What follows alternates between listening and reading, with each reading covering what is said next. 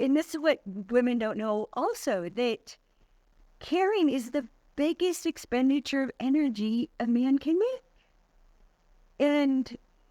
And you can find freedom in not caring, and you can find freedom in caring, because you get to choose what you care about. And then just to surrender to caring about that, you're free, right? It's the in-between that's a torture.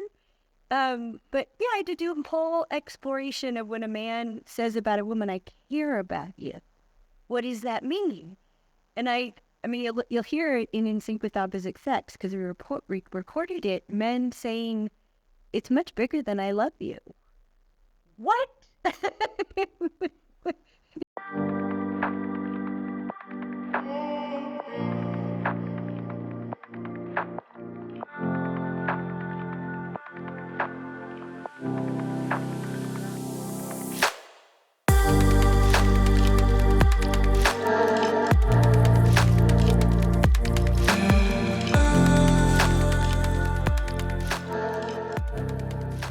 Hey everyone, and welcome to another episode of Going Out Looking In, the podcast about the big questions of life, personal growth, and spirituality.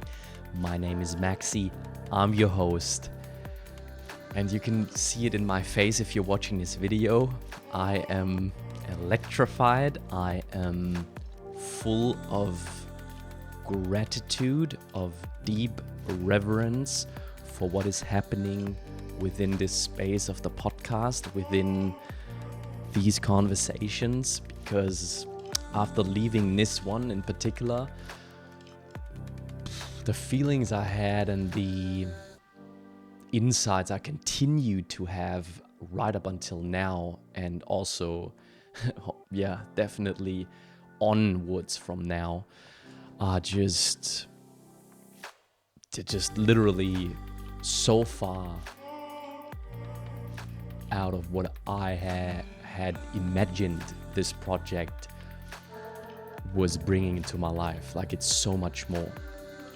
And that is why I am more than ever committed to continue and to bring you more and more those conversations.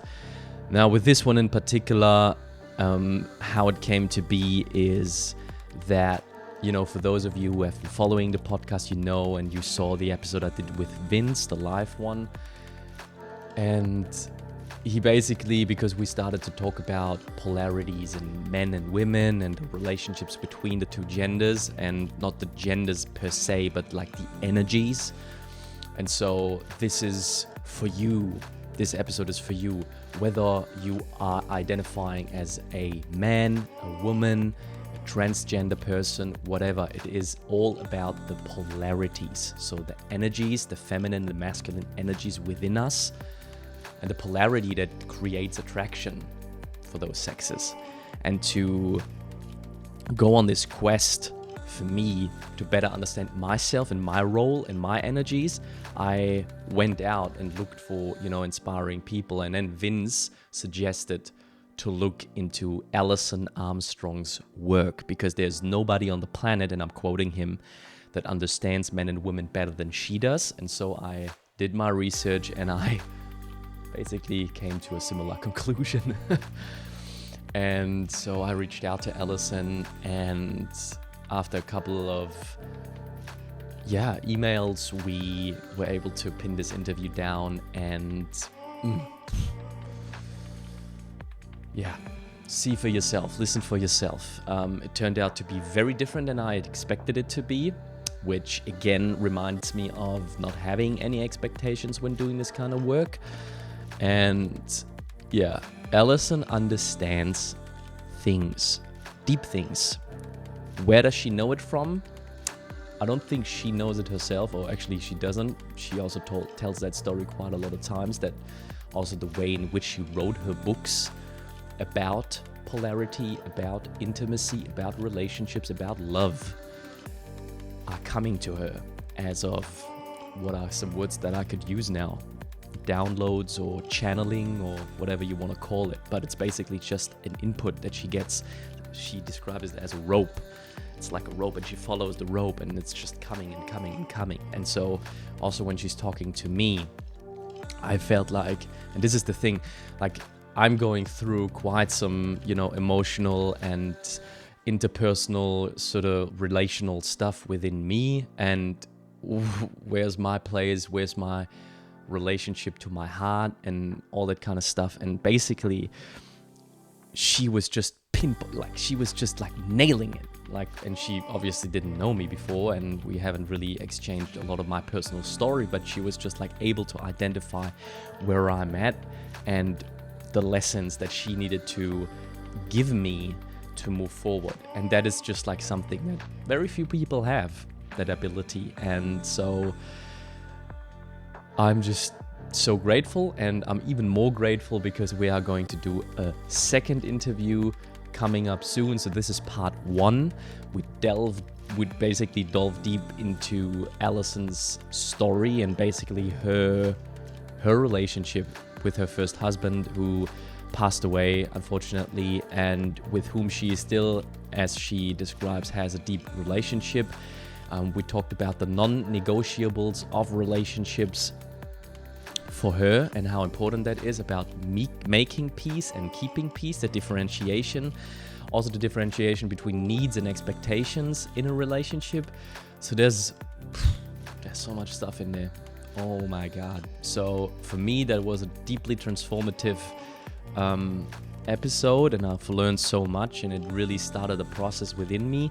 And also, just to give you some background, Alison is a world-renowned teacher and speaker and author of books and topics around love, intimacy, relationships, men and women, and just to understand where we are with that, and she basically provides resources for us to navigate the waters of those two energies, which are so wonderful, but they sometimes, as you probably have experienced yourself, it's not so easy sometimes to navigate, relationships. And so just to tune you into a couple of books that she wrote: The Queen's Code, amazing, absolute bestseller, beautifully written, and how she gets the message across in sort of like this, in the story that she tells about, a woman and a man, and what this protagonist learns about herself and how she, it's just beautifully written. So I can really recommend that, especially as I've learned from Alison, the audiobook. So go get that audiobook, because it's really beautifully narrated, and that obviously makes a big difference when consuming something that was intended to be listened and consumed a certain way. There's another book called Keys to the Kingdom, Making Sense of Men, The Amazing Development of Men, Understanding Women, Celebrating Love, Celebrating Partnership. I mean, the list goes on and on. She did like a lot of stuff, and she just speaks from a place of truth and authenticity. And she's also, moreover, just like such a gentle and humorous and beautiful light spirit that I can't wait to speak to her again. So with all that being said, I bring you this episode with much love and deep reverence for you and all other beings on this planet. Thank you so much for listening. And this is Alison Armstrong.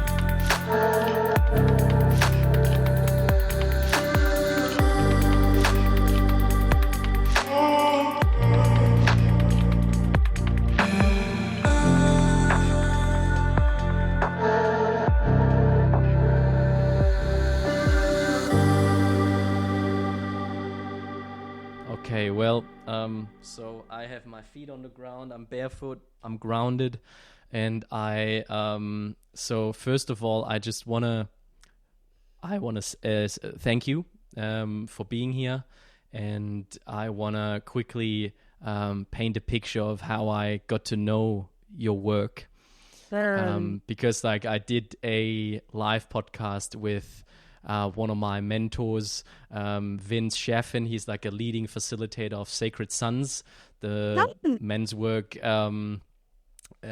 organization, originally coming from the US, and now they are spreading all over the globe. And in the podcast we started talking more and more in the live podcast with my audience about relationships and polarities and stuff. And basically there was no way around basically your name and your work. So he was like, everybody, I want you to get your pen out and write down the name of Alison Armstrong and all the work that she's been doing. There's nobody on the planet who understands men and women better than this woman.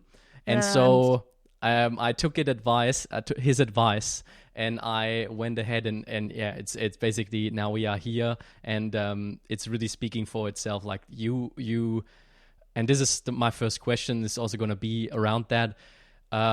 Unbelievably dense and true and insightful, and like just the wisdom you share in your books.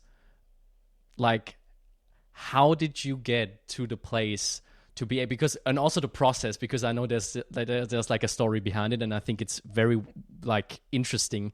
So how did you get where you are today, and how did you gain that immense wisdom and knowledge around those topics?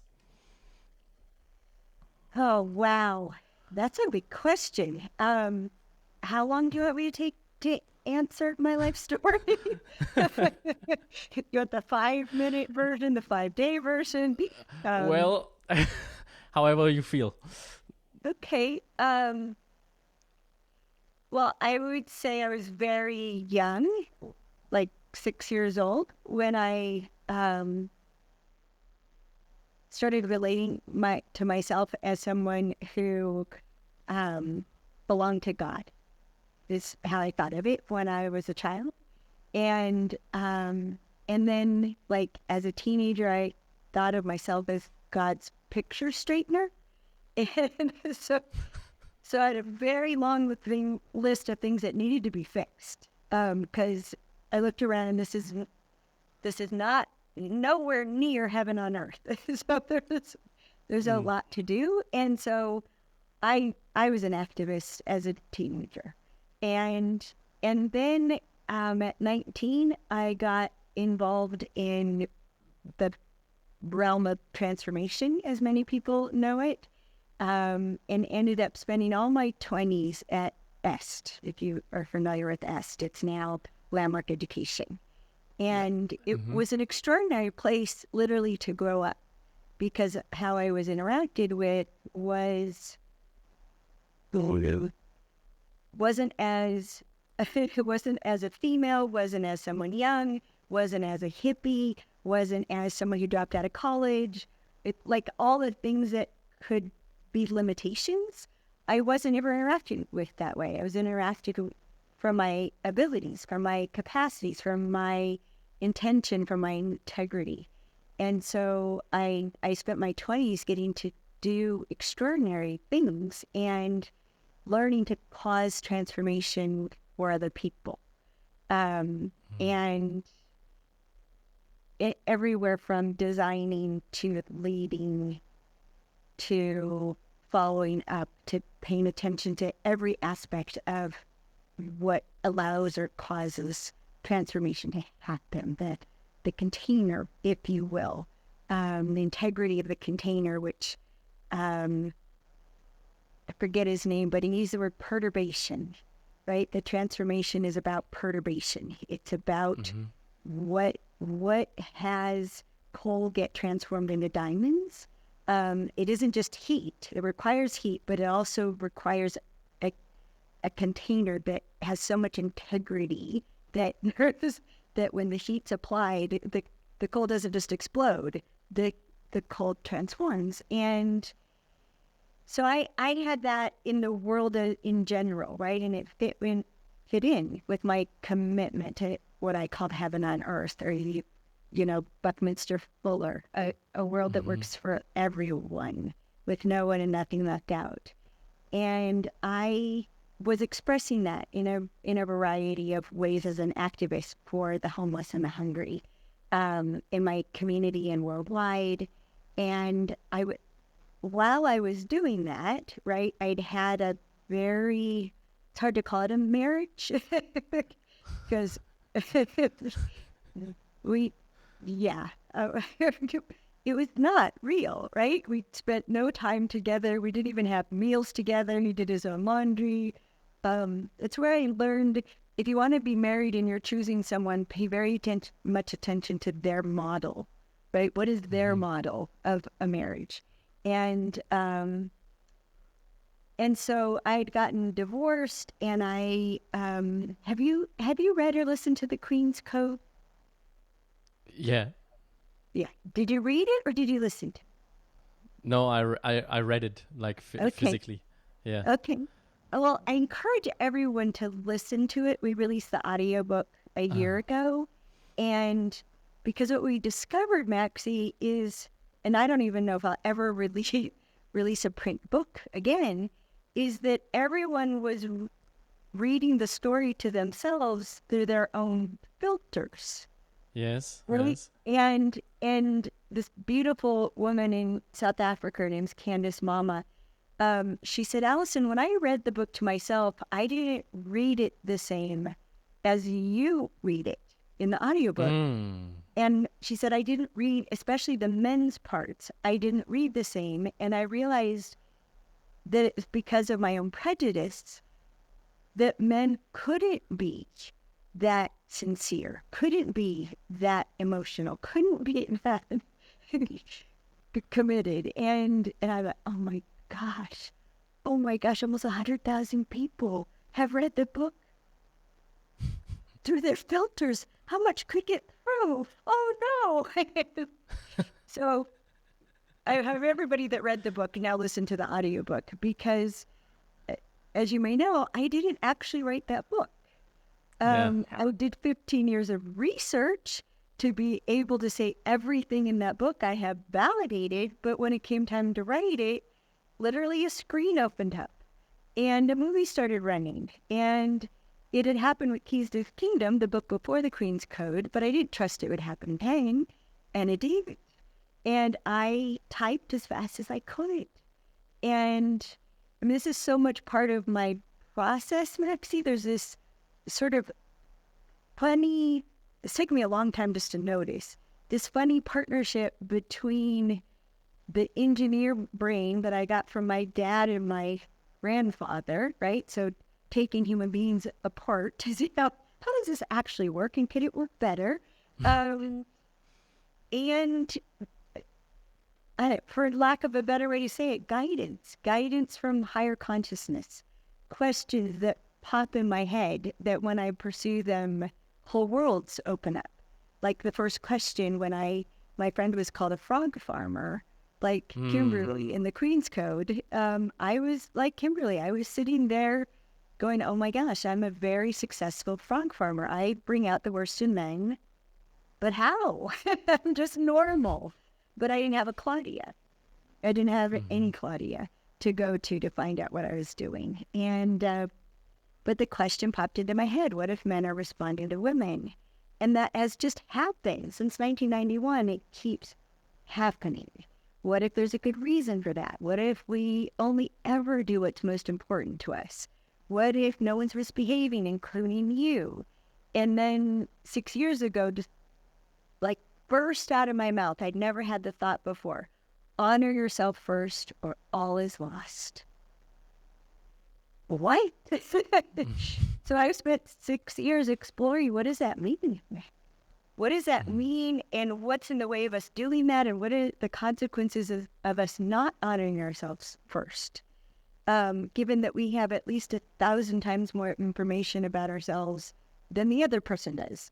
So if we're not looking, like seeking what's really happening here and then expressing it to another person so that they could know how to honor us, we're all just guessing, and we mostly guess wrong, and we mostly are projecting. We're projecting our needs onto other people. Like I call it decide and provide.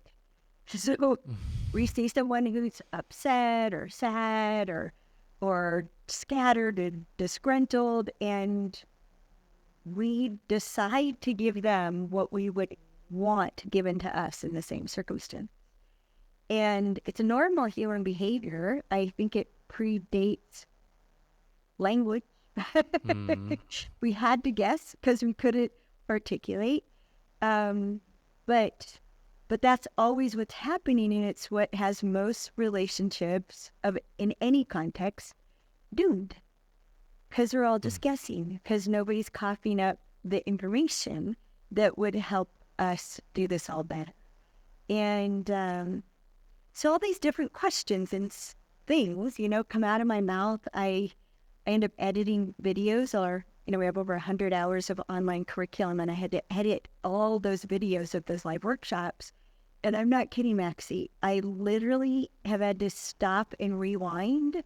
I call her the other Alison Armstrong because she said something that not only do I not remember saying, but I don't know what she just said. Oh my gosh, wait a second. And yeah, it's weird. It's odd. And I've gotten to the point where I surrendered to it, and I've literally done keynote addresses from a Post-it note with the topic headlines, knowing that once I get started, what needs to be said will come out. And I don't try to control it hardly at all. I might decide the headlines, but I mostly let it be pulled out of me by the audience. And it's one of the things that we teach. I train transformational teachers, and I teach them how to be present, trust, and let it get pulled out of you. And have the commitment to give them what they need for what they're up to and let it go. And that's really how it happened. It's this thing of carefully observing and connecting and going back and verifying, right? With real men and real women, is this what it's like for you? What do you mean by that, right? Like when men say, when a woman asks a man, do you want chicken or fish? And he says, I don't care. To a woman, that's like, how can you not care? They're so different, right? And it could be black or white, chocolate or vanilla. I mean, whatever the question is, when a man says, I don't care, like, okay, how can you not care? Are you too stupid to care? Are you too lazy to care? Right? Like all these things that women make up about, I don't care. So I asked, what do you mean by that when you say I don't care? And men told me when I asked them what they meant by it, which they'd never finished the sentence because to them the end of the sentence is obvious. Do you know? Like, and the end of the sentence is like, could be, I don't care because I'm not willing to care about that. I'm not willing to spend the energy to care. Other things are more important to me. Or I don't care. So honey, just please yourself and I'll be happy. What? I don't care is meant to set us free. Nobody told us that. I mean, I asked my husband when we were first together and making these amazing sandwiches, right? And all his preferences are taken into account, even though really you only want like a whisper of mayonnaise? Mayonnaise makes everything better. The more mayonnaise, the better. And I'd like he'd rather no mayonnaise, but I'd like put a little just because I knew it'd be better for you, right? I'm like, do you like your sandwich cut on the diagonal or in the horizontal? And he said, I don't care. Ooh. How can you not care? It's a completely different experience in your mouth. If you're sticking a point into it or a side in it or a bunch of, like, how can you not care? So I was so flummoxed by it that I cut it halfway between the diagonal and the horizontal. Because I was so tell me what to do to be pleasing, right? These instincts to be pleasing that drive us all crazy. So funny. I mean, And then I cut my own sandwich the same way, just so I would know what I'd given him. And that became my new favorite way to cut a sandwich. And then once I didn't have time, so he made his own sandwich. And I realized, oh my gosh, he's making his own sandwich. And so I literally snuck up and looked around the corner to spy on him to see how he cut his sandwich when it was up to him. You probably know the answer. He didn't cut it. He didn't cut it. His hands are were like twice as big as mine. I have to cut it. I can't stick a whole sandwich in my mouth. I can't hold a whole sandwich out with 2 hands, right? He just picked it up. No wonder he didn't care how I cut it, but he didn't think to say, I don't need it cut. Yeah. We don't give up that information. It's not instinctual to do that, especially for men. You're so amazing at conserving energy. Women are lousy. Yes. Diplomatically put. No, not diplomatic. I mean it. Like you have, so just the same theme. Decades later, someone asked me, they said, okay, we need to get new bags for the gift shop. Do you still want what we got before, or could we get one of these other things? And I looked, and I remember caring very much when we first bought gift shop bags.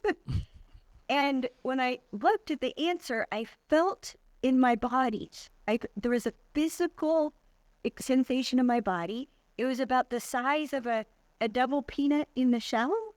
And it was that much energy. For me to care about the gift shop bags, I would have to spend 2 peanuts in a shell worth of energy. And I realized I wasn't willing to spend the energy to care about it. And I suddenly got it. That's what they mean.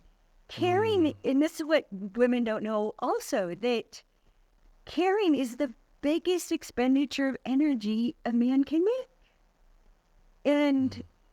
And you can find freedom in not caring, and you can find freedom in caring, because you get to choose what you care about. And then just to surrender to caring about that, you're free, right? It's the in-between that's a torture. But yeah, I had to do a whole exploration of when a man says about a woman, I care about you. What does that mean? And I mean, you'll hear it in Sync with Opposite Sex, because we recorded it, men saying, it's much bigger than I love you. What? What? So that's my process. I just pull a string. First, I find a string, or someone hands me one, and what good? And then I repeat that. I mean, it's so interesting, honestly. I mean, I've heard about, channeling and downloads coming through and people having intuitive information, universal information coming through. And it's funny because like the more and more time I spend in nature and having deep experiences in nature, and having also talked about with like ecologists, in one of the latest episodes I talked to Dr. Stephan Harding, who investigates Gaia very deeply, so the relationship between human nature and the nature, Mother Nature, and our relationship with her. And there is like this communication is happening, so there's like a bounce back and forth between information, if you are able to receive it.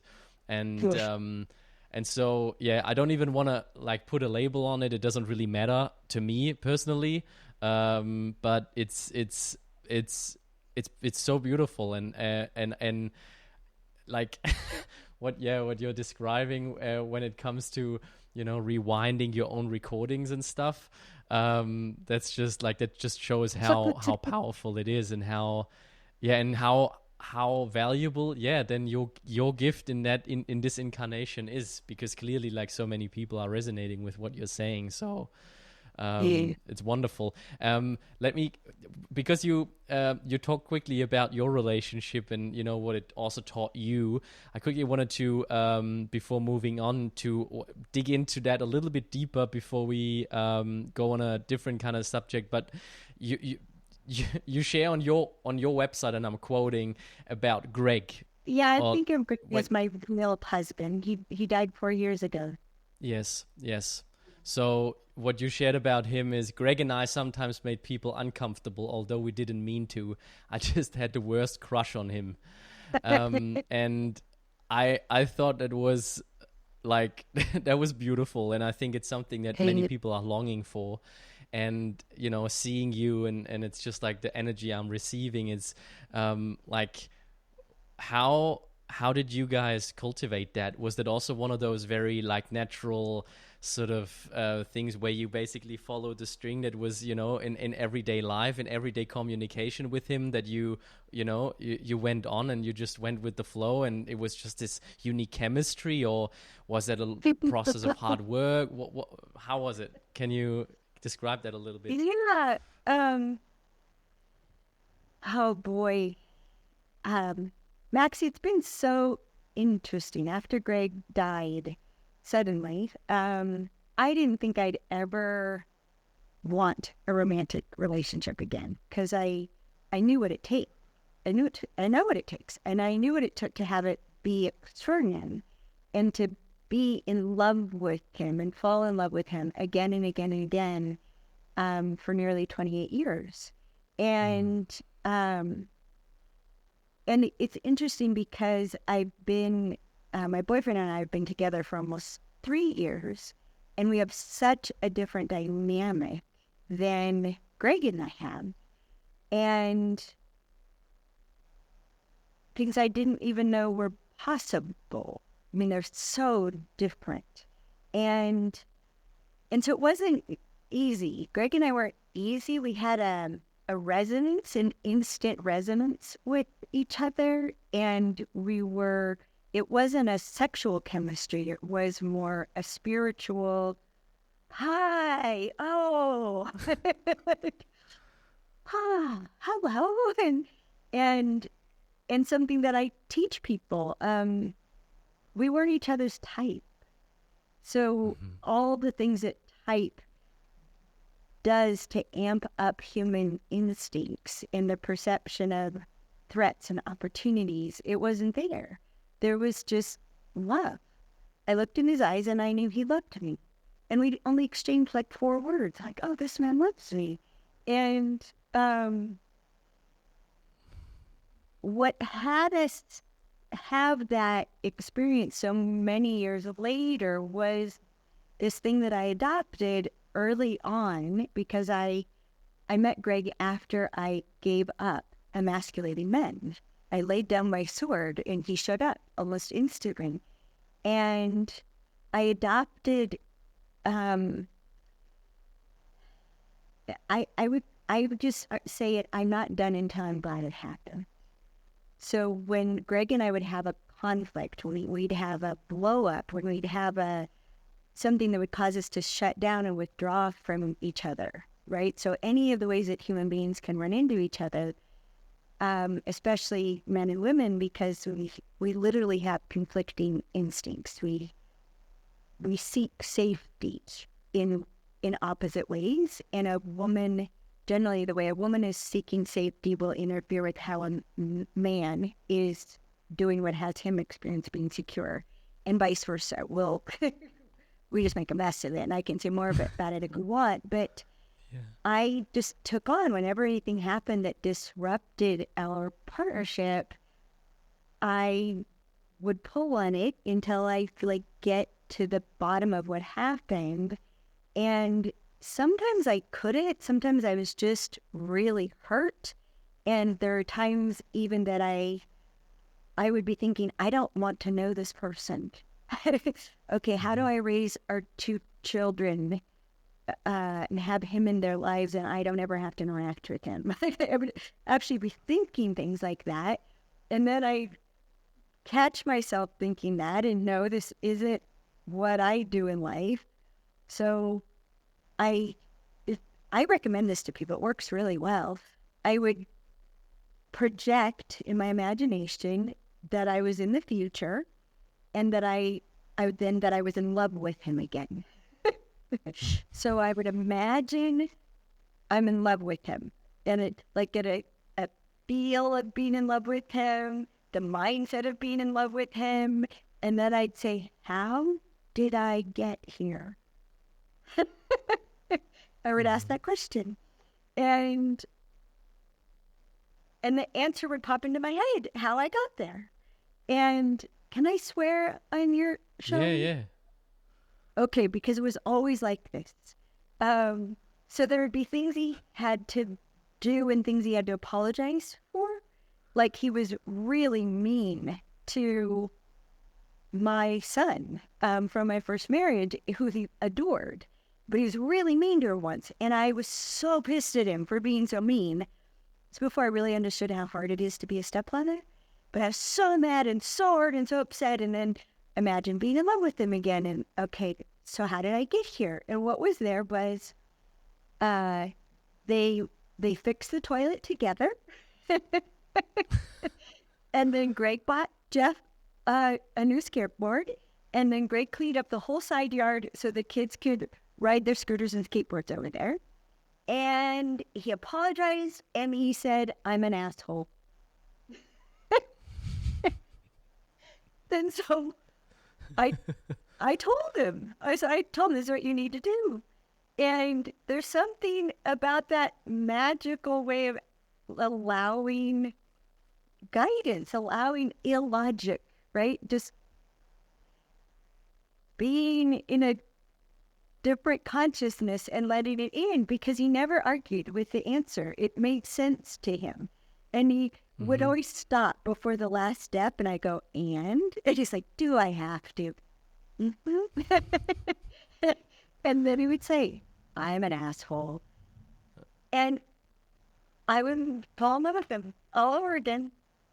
And it's amazing. It was amazing. I happened over and over again. And that's how we kept being in love. And that's how we kept having this just kind of magnetic bond with each other and wanting to be with each other and being silly in love with each other for almost 3 decades. Because we kept leaving it out. I didn't step over stuff. I didn't nurse hurts. I didn't allow myself to shut down and stay shut down. I kept bringing myself back and kept calling him back. And when he was in his worst places, I would fight for who he was. And sometimes it was arduous. But at the end, every time he'd say, thank you for remembering who I am. So that's how that happened. It wasn't an easy, natural, oh, wonderful man and a wonderful woman and everything turned out. No. We're both human, both dealing with all the things that show up when you're raising a family, and he had a career and I had this mission. Oh yeah. Beautiful. It was beautiful, and it was right up to the dark moment. Yeah, thank you for going there with me. I mean, it certainly sounds very anti-trendy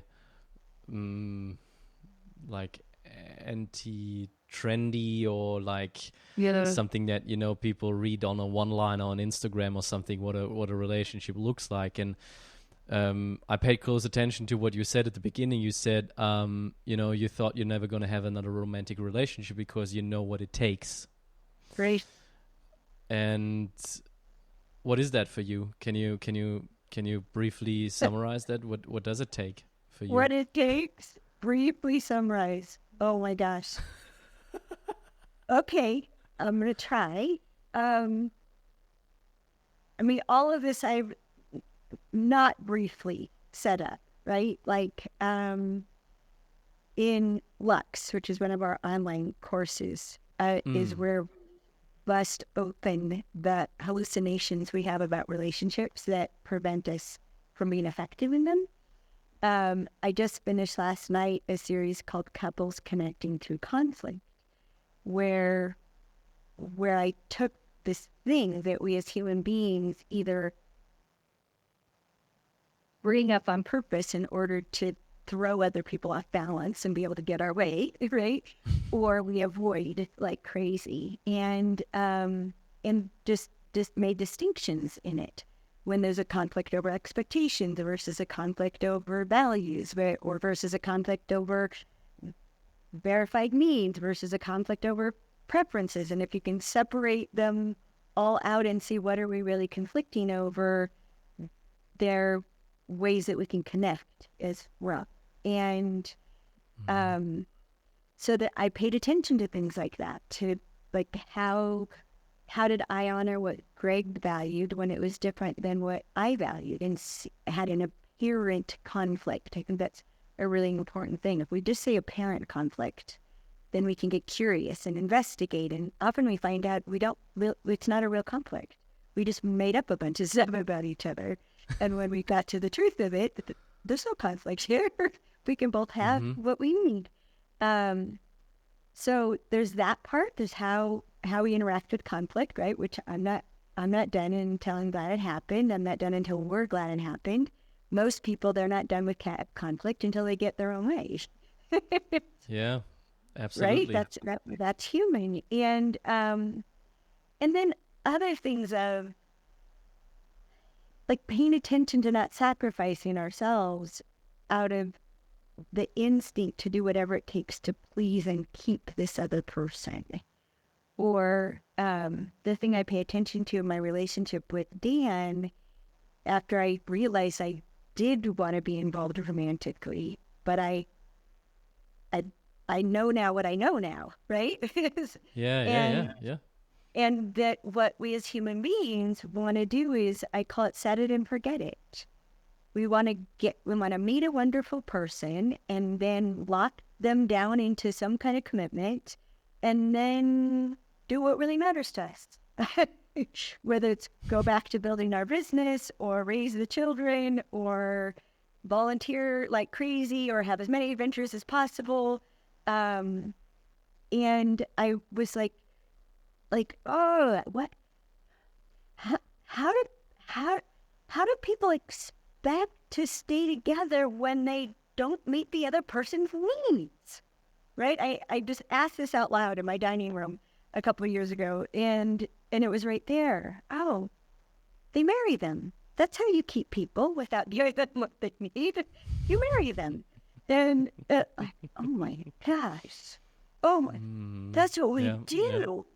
That's what we do.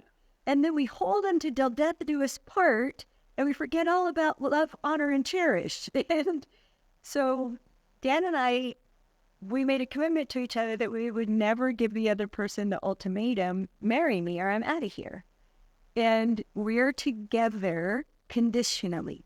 We love each other unconditionally. I mean, just huge love. But being together is conditional. It's conditional on I can give him what he needs, and he can give me what I need, including one of the things I need is his receptivity to my self-expression, and he needs my receptivity to what he wants to give me, right? It's a provide, receive, upward spiral, and that's how long we're innovating one way.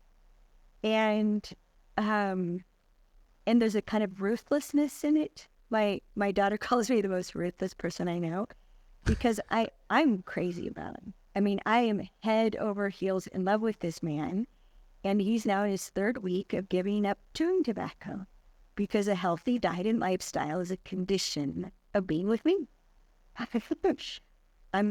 No, you have to have a healthy diet and lifestyle. I'm not going to watch you kill yourself. I won't do it. I did that. Been there, done that. Not going to do it again. And he got the whole list before we ever met. He had the full list of the 19 ways of being that he had to generate and the 23 behaviors that he had to, the attitudes and behaviors that he had to exhibit. And this is what it takes to be with me. Including on my list is, you know what I know. But I don't teach you. So he's been working week by week by week for over a year, going through my entire curriculum. to learn what the other Alison Armstrong says. Yeah. And I don't teach him. I don't want to spend my life in my romantic relationship. I love teaching it, but I spend enough hours, Yeah. a month or a year teaching. I want to play. I want to connect. I want to hang out. I want to make love. I want to be silly. Um, so, so he's doing his work, and he wants to be the man that comes with me. Like, okay, look Yeah. at the list and see if you want to be this person.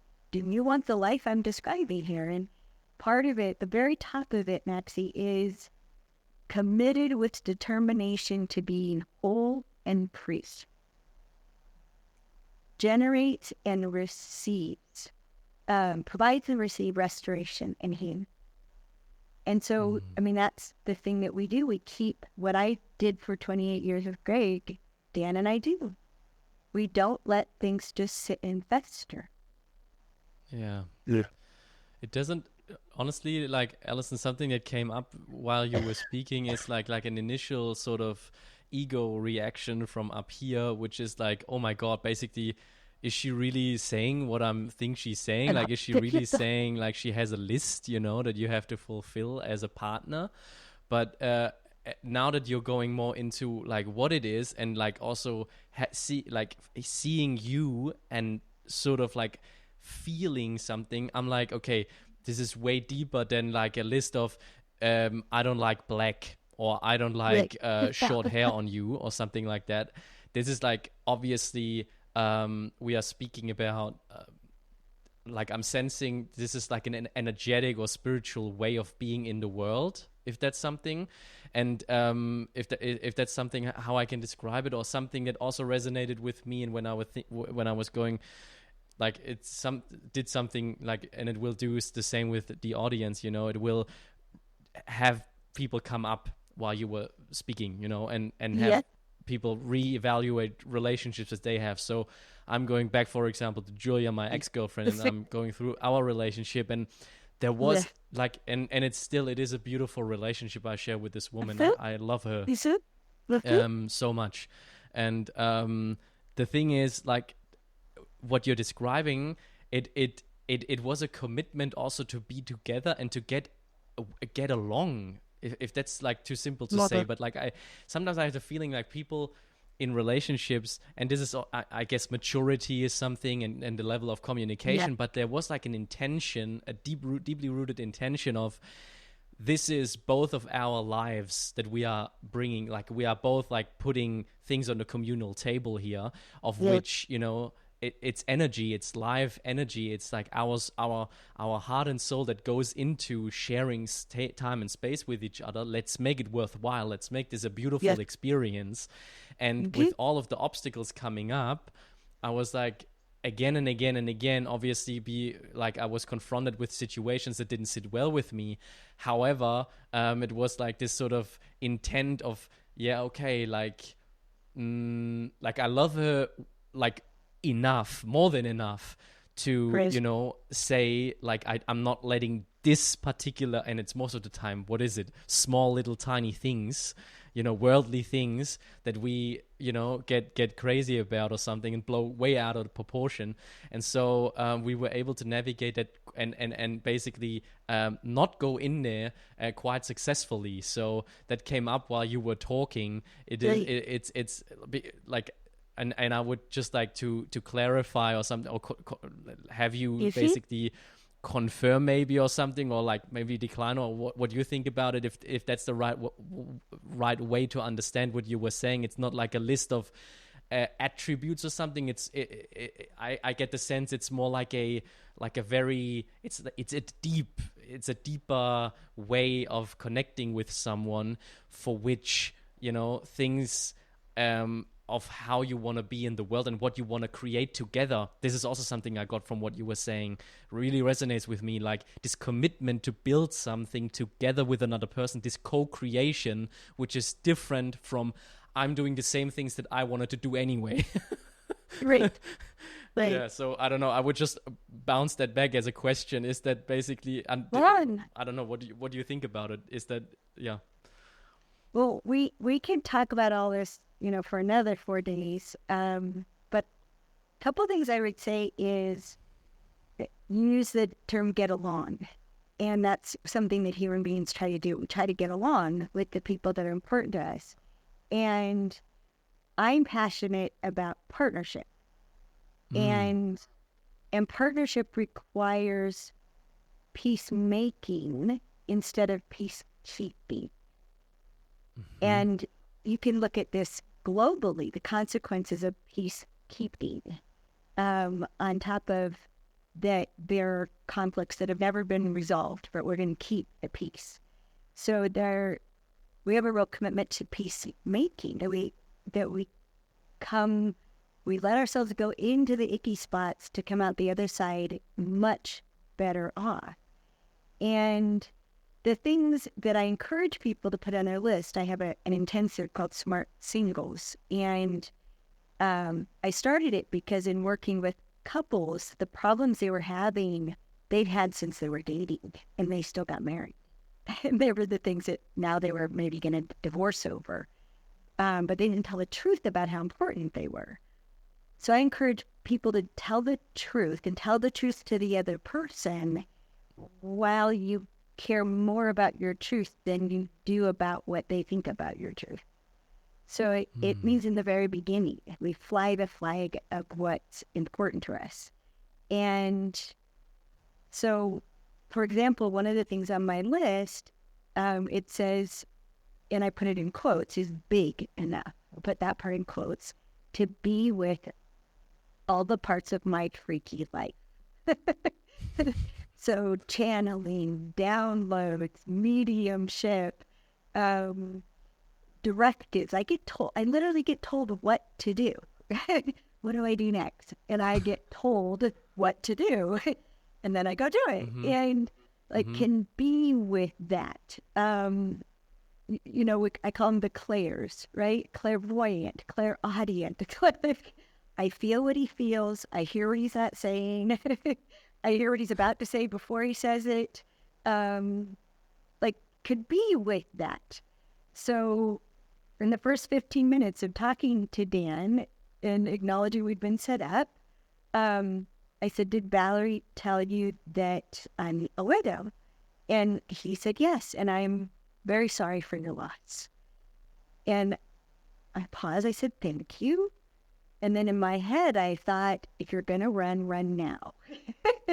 And then I said out loud, what you should know is my husband is very much a part of my life.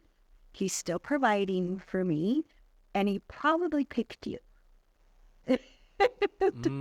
There's this long silence, right? And then I'm wondering, I'm thinking, if we're going to run, run now. This comes with who I am. And he said, I can feel him. Nice energy. They're like, okay, this will work. And he's been amazing about Greg.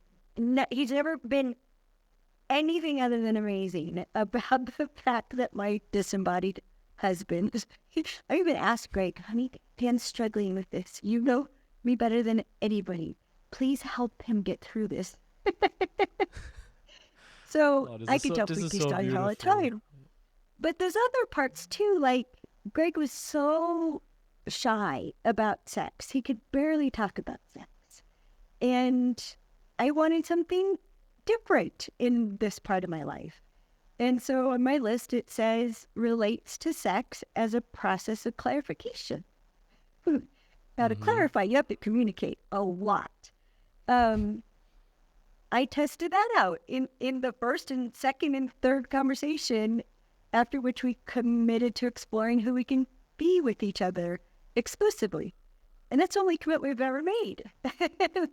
But that was all before I ever met him. I have on my list, we don't need each other's money. There's room for co-creation. There's room for gifts. There's room for partnering. There's room for treating. But we don't need each other's money. And that's something that from the very beginning, I keep it clean and clear, right? Like we can say, can I buy lunch? And our default is Dutch. We travel Dutch. We do things Dutch. We don't live together. He lives 90 steps that way, 90 of my steps that way, because I need a lot of alone time. And women can't help but monitor men. If you're on our premises, we're monitoring you. And if you're grumpy, we're so thrown off. If you're upset, if you're shut down, if you're tired, if you're irritated, we can't not be affected by it. And then that takes a bite out of who we can be. So the essence of it, Maxie, is think about all the advantages of being single. Think about how self-determined you are as a single human being. And if you're going to couple, there are a lot of adjustments to make. There's accommodation. There's being considerate. And Dan and I don't live together, so we don't have to be considerate of the other person 24/7 or upset that the other person isn't being considerate, right? We don't live together, so we have all this time where we're only considering what we need, and then we come together and overflow towards each other. Mm-hmm. You know, instead of trying to fill up from the other person, we get to overflow. And so the criteria on my list and that I encourage people to use is I'd rather be alone. I'm better off alone than being with a person who isn't like this. And so like the list of quality that person needs to be, I'm better off alone than being with someone who isn't honest. Mm-hmm. Now, I define honest. An honest person will tell you when they lied, because lying's normal for humans. So I'm better off alone than being with someone who isn't generous, who isn't self-honoring. Because someone who isn't self-honoring will keep sacrificing themselves, and then they'll be dead in a ditch and blame me for them. But I did all this for you. Yeah. So it's a really, parts of it are spiritual, parts of it are very practical, what it takes to live a human's life, but it's all carefully examined. And I talk about this in something I recorded in the midst of going through this with Dan 2 years ago, called Own Your Ultimatums. Own Your Ultimatums. The subtitle's a grown-up conversation with Alison Armstrong about what you're living with and what you're living without. Mm-hmm. And it takes something spiritual, Maxie. It takes recognizing that scarcity is an evolution. 8 billion people on the planet. There's plenty of people. There's plenty of options. And also getting to the place where love is not scarce. Love is the easy part. It's truly the easy part. Love is real. It's natural. I told Greg on our second date, I know you love me. And he blushed. It was so cute. I love you too. Now let's find out if we fit. Mm-hmm. Same thing showed up with Dan on our first call. Only he said it. I love me and I love you. We're like, great, me too. Now let's find out if we fit. That's so, honestly, like that's so that's like so refreshing to hear. Like it's a completely different perspective, honestly. Or like a very like a breath of fresh air on it. Like I really mean that, because so a couple of things are coming up, like responsibility for yourself, for your own growth, for your own life, independency from the need of having someone complete you. Great, like crystal clear. Like I received that, and I can, I see like a strong mirror coming up in front of me, and obviously, seeing all the, insecurities and doubts and fears coming up, like, oh, okay. But yes, it resonates on a deep level. And like what you were saying about, when when love is not scarce. I mean, oh my God, like I know a room of people, who we are soulmates and there's only one person in the world that I can basically couple with, and I just gotta wait and find this person and stuff. So this breaks obviously that whole narrative like completely, and it's funny when you're, and it's true what you say about also this sort of like on your ultimatums, like because we bend our own morals, don't we, when we are in love and when we the heart is betray opening ourselves. up. Yeah, Yeah. or sexual attraction, what I call too much chemistry. Chemistry is wonderful. Too much chemistry, we betray ourselves. Yeah, it's so interesting to talk about it this way, Maxie, because there is so much of the spiritual in it, right? Mm-hmm.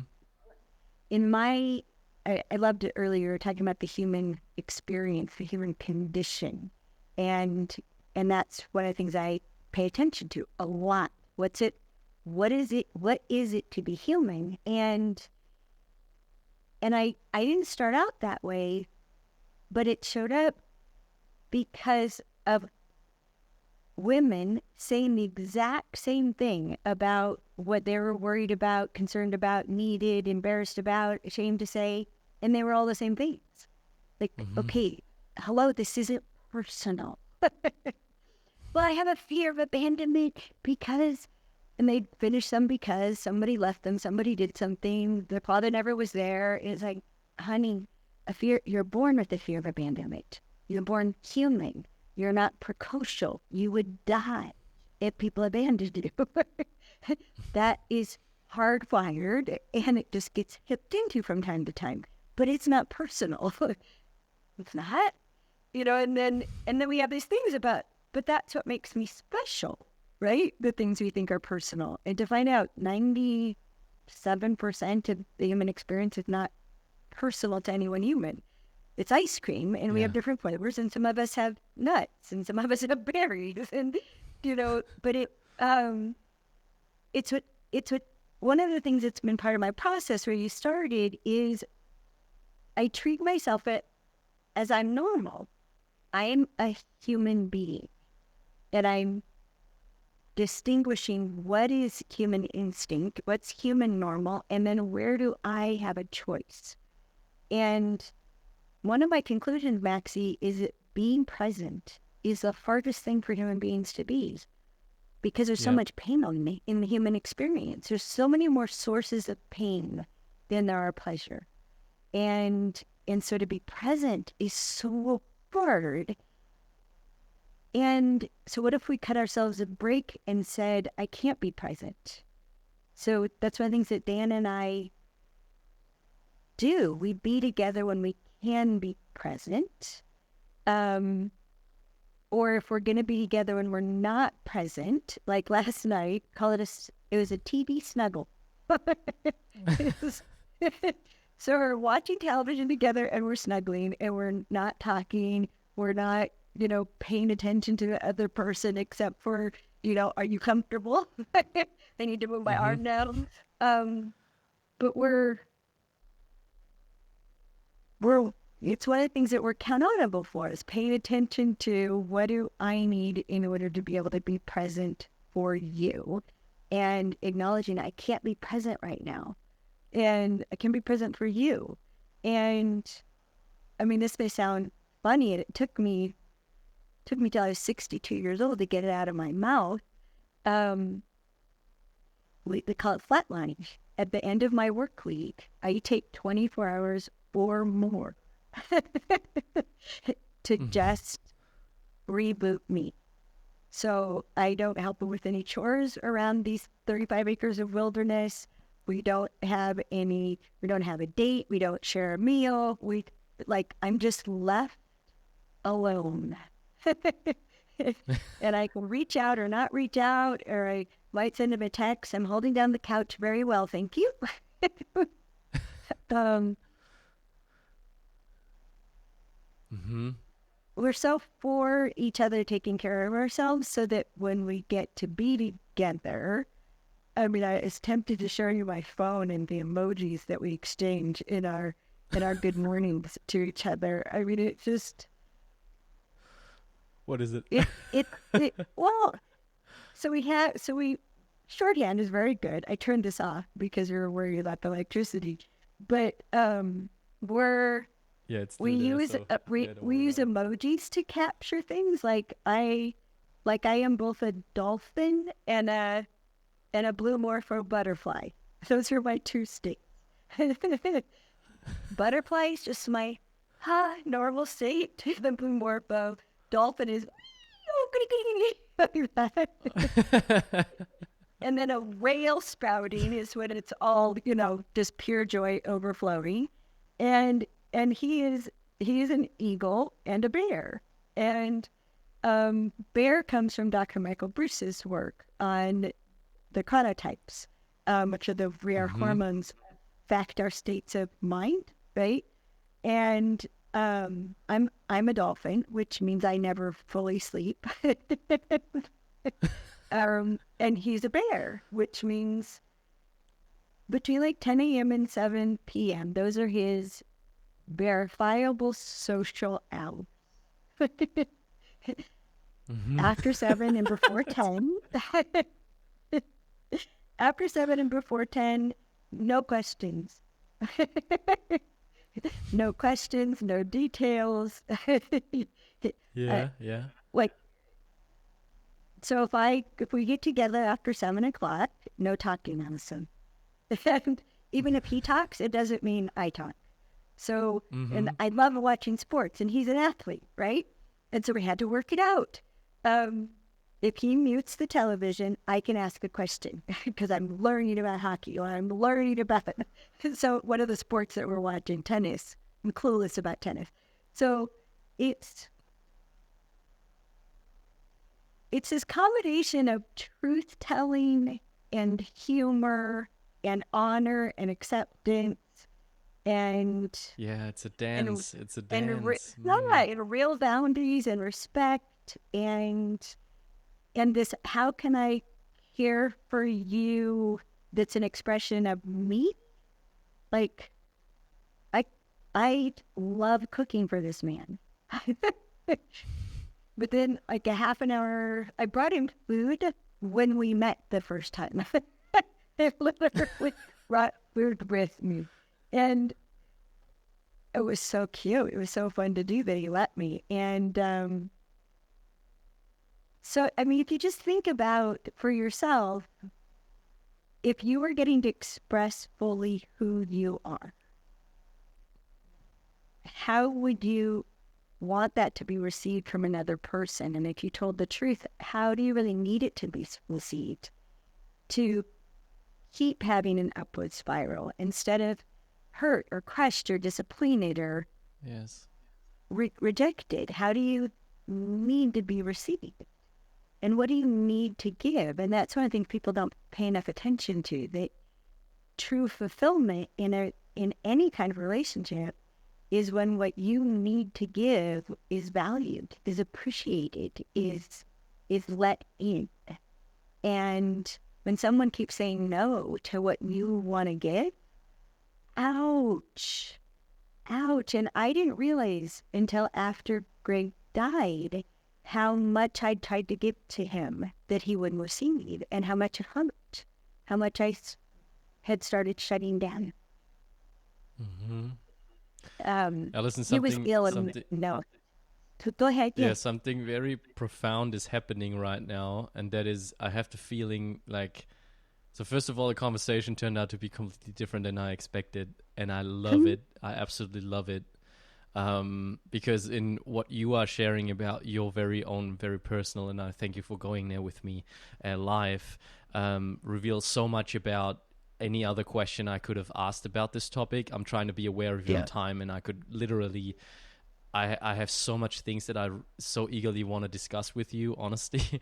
And at the same time, just now what you just said, like somehow it was like, you this is like you definitely you hit something right there, like pang. And I think you know that, and yeah, So that this is a very that is actually right now live here on the recording a very deep moment for me, because like I'm It having is. like some deep realizations right now about how I'm, because like I also wanted to ask you, like, is there any sort of advice you could give me on, like, what to consider before entering a new relationship? How do I navigate this time by myself right now? Yeah. And oof, yeah, some like already something you tapped into something. Yeah. Can I answer that? Yes, please. If you have time, a little bit more, but I'm just trying to be aware I'll of your try to time. do it in just a couple minutes. Yes, I can be ready for my call. I call it harvesting, and um, and so you can take all the time you had with Julia, and even what you still have, right? In whatever form you have now, and you can take everything and learn from it. So you can think of what you love about her and think about it as ways of being. And who could you be because of how she was? So when she was that qualities, what did that provide for you? And then look and see, okay, do I need that? Do I need a person to be like that? Mm-hmm. And the answer may be yes. I'd rather be alone than be with someone who isn't that way. Okay. Or no, I don't need that. It'd be a bonus, but I don't need it. Okay. So it goes in the bonus land. And then, okay, looking at the hard times or how it was difficult, or the things where you're trying to get along and you were trying to get over and set aside things. Okay, what did I need that I never asked for? What did I need that I gave up on getting because it was too hard to get or seemed impossible to get? Yeah. But do I actually need that? Well, what's the cost of me not receiving that, and what's the benefit of me receiving that? That's how I define need. It has both a big cost and a big benefit.